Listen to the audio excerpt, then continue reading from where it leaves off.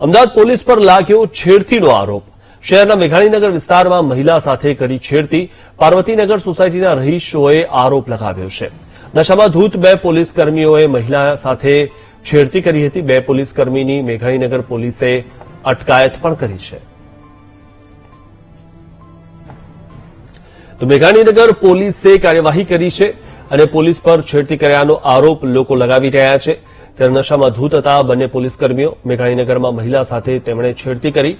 Ahmedabad police પર છેડતીનો આરોપ લાગ્યો છે। શહેરના મેઘાણીનગર વિસ્તારમાં મહિલા સાથે છેડતી કરી હતી અને પાર્વતીનગર સોસાયટીના રહીશોએ આ આરોપ લગાવ્યો છે।